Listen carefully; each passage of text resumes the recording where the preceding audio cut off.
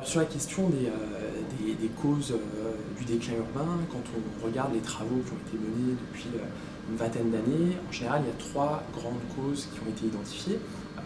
La première, c'est bien entendu le facteur économique. Ça a été surtout visible dans les années 70 avec la crise de l'économie fordiste, avec les processus de désindustrialisation qui ont particulièrement touché les territoires industriels. Donc ça, c'est un premier grand facteur. Un deuxième facteur qui est en général mis en avant dans ces travaux-là, c'est le facteur démographique. Dans tout un tas de pays, je pense à l'Allemagne, au Japon, des chercheurs ont montré que la seconde transition démographique, c'est-à-dire les processus de vieillissement accéléré et de baisse très forte des taux de fécondité ont eu des effets aussi sur les villes. Alors ça, c'est quelque chose qui est assez peu visible en France, parce qu'en France, on a toujours des taux de fécondité assez élevés par rapport à d'autres pays européens. Et puis la troisième grande cause qui est mise en avant, c'est une cause liée à l'évolution des formes urbaines et des stratégies résidentielles des ménages. Donc c'est la cause liée à l'étalement urbain et au processus de périurbanisation qui débutent en France dans les années 70-80 et qui vont s'accentuer au fil du temps. Donc ça, c'est les trois grandes causes, les trois grands facteurs qui expliquent ce processus-là. Après, quand on s'intéresse à la période la plus récente, c'est-à-dire à ce qui s'est passé au cours des 10-15 dernières années, notamment en France, on s'aperçoit qu'il y a un quatrième facteur qui est essentiel pour comprendre les processus de déclin urbain. Et ce quatrième facteur, c'est celui de l'État et de l'intervention de l'État dans les territoires. En gros, jusqu'aux années 70-80, l'État a plutôt eu un effet de bouclier, d'amortisseur des crises territoriales. Ça a été très fort, notamment dans les années 70-80. L'emploi public a servi un petit peu à pallier les faiblesses de l'emploi privé. Ce qui se passe depuis 10 ans, c'est que l'État ne joue plus ce rôle d'amortisseur. Et au contraire, les stratégies territoriales de l'État ont plutôt eu pour effet d'accentuer le déclin urbain. Alors stratégie néolibérale de concentration des investissements dans les plus grandes métropoles, et puis stratégie d'austérité également, de rationalisation des services publics, de retrait des services publics. Et ce qui explique que sur la période la plus récente, ce ne sont pas forcément des villes de tradition industrielle qui ont été les plus touchées, mais également des villes moyennes qui étaient des villes très dépendantes de l'économie publique.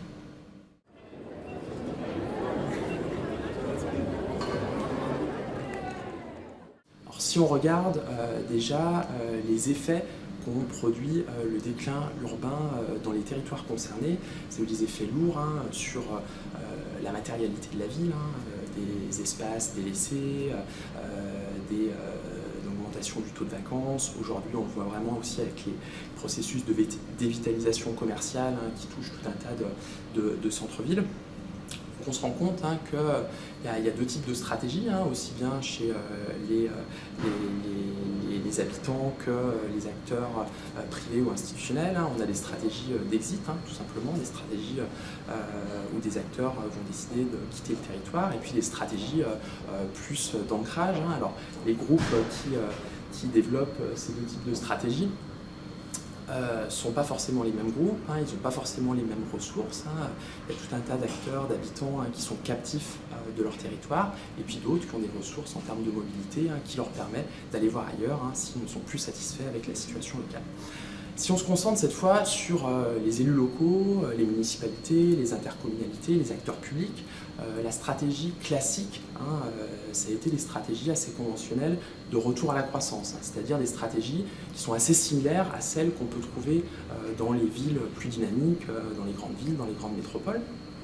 Donc ces stratégies qu'on qualifie en général de stratégies entrepreneuriales, elles sont animées par un objectif qui est celui de renforcer l'attractivité de la ville pour essayer d'attirer des investissements, pour essayer d'attirer des firmes, pour essayer d'attirer aussi certains groupes sociaux, des groupes sociaux qu'on juge désirables, soit parce qu'ils ont un niveau de revenu élevé, soit parce que c'est des groupes qui sont considérés comme étant particulièrement importants pour l'animation de la vie urbaine. Ces stratégies, elles ont été appliquées dans tout un tas de territoires, dans les plus grandes villes en déclin. Je pense à Baltimore aux États-Unis dans les années 80, à Sheffield en Angleterre dans les années 90, à Saint-Étienne dans les années 2000, avec la stratégie de redéveloppement et de transformation de l'identité autour du design. Et elles sont problématiques pour plusieurs raisons. La première de ces raisons, c'est que souvent, ces stratégies, elles ont des effets qui sont incertains. Les effets des politiques de design à Saint-Étienne ont été très limités, ou en tout cas beaucoup moins importants que ceux qui étaient escomptés. Les effets de la régénération des fronts de mer à Baltimore ont été importants dans le quartier de la Marina, mais n'ont pas du tout été diffusés dans les autres quartiers, dans le ghetto et dans les quartiers qui étaient en difficulté. Donc des effets très incertains et très limités, ou en tout cas très circonscrits à certains espaces. L'autre problème, c'est que c'est des stratégies qui sont souvent très coûteuses et qui ont pour effet d'impacter lourdement les finances, les capacités fiscales des municipalités. Et le troisième problème de ces stratégies, c'est qu'elles sont bien souvent inadaptées au contexte local. Alors ça veut dire quoi? Ça veut dire que déjà, ce sont souvent des stratégies qui ne correspondent pas aux demandes des habitants qui sont déjà là, qui sont encore dans la ville. Donc ça, c'est un premier problème. Et puis souvent aussi, ce sont des stratégies qui sont inadaptées à la nature, à la spécificité des problèmes locaux. Et quand on travaille avec des démographes, comme j'ai pu le faire dans le projet NR Altergrowth, ils nous disent que les problèmes de déclin démographique sont en partie liés à un manque d'acteurs, d'agents entrants, mais sont surtout liés à des sorties beaucoup plus importantes que dans d'autres territoires.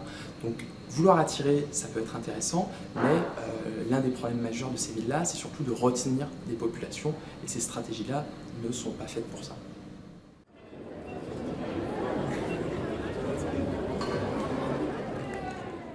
Bon, alors ce qui est intéressant, c'est que depuis une dizaine d'années, il y a eu un changement de discours, un changement dans les politiques publiques qui sont menées dans ces territoires-là. Alors changement de discours, ça veut dire quoi? Ça veut dire que de plus en plus, les élus locaux, les techniciens acceptent le déclin.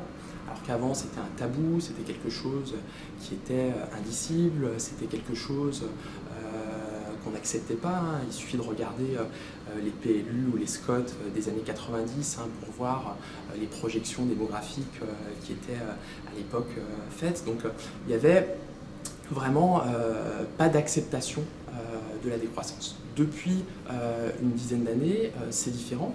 Alors, ça a été très visible aux États-Unis, c'est sans doute le pays dans lequel cette évolution a été la plus nette et dans lequel les stratégies de décroissance planifiée, c'est-à-dire des stratégies vraiment adaptées à la situation et aux problèmes locaux, ont été mises en place le plus fortement.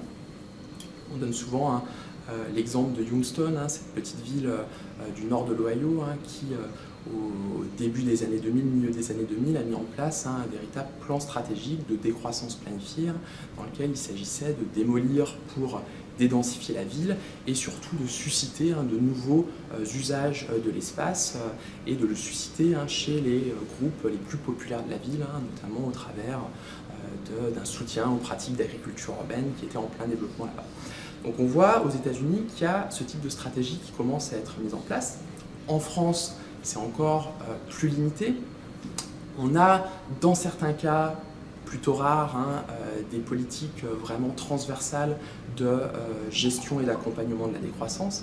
Je pense au cas de Vitry-le-François, qui est assez intéressant, qui a été étudié par mes collègues Johan Miot et Max Rousseau, et dans lequel les élus, les techniciens ont développé une véritable stratégie de transition énergétique pour répondre à ce problème du déclin urbain.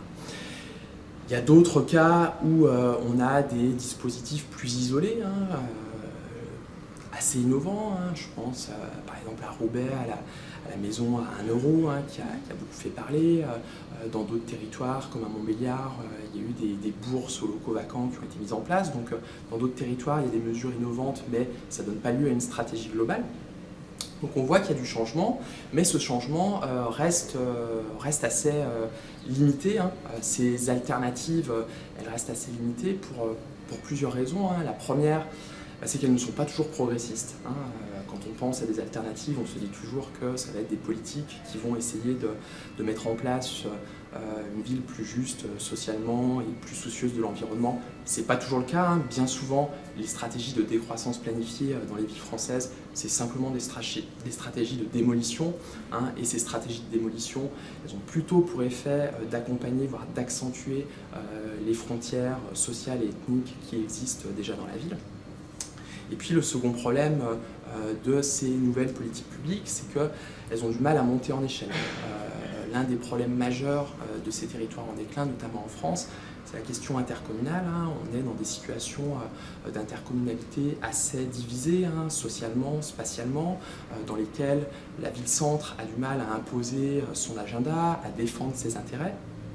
Et donc dans de nombreux cas, hein, l'intercommunalité ne joue pas le jeu de la réponse au déclin des centres-villes, hein, et on a même des cas, hein, comme à Mulhouse ou à Montbéliard, hein, où ce sont aujourd'hui des maires de petites communes, hein, qui dirigent l'intercommunalité et qui très clairement, hein, mettent en place des politiques publiques qui sont plus favorables au maintien d'un statu quo, c'est-à-dire à une très faible régulation des enjeux comme le logement ou l'habitat ou le commerce, hein, qui sont des enjeux centraux dans le déclin urbain.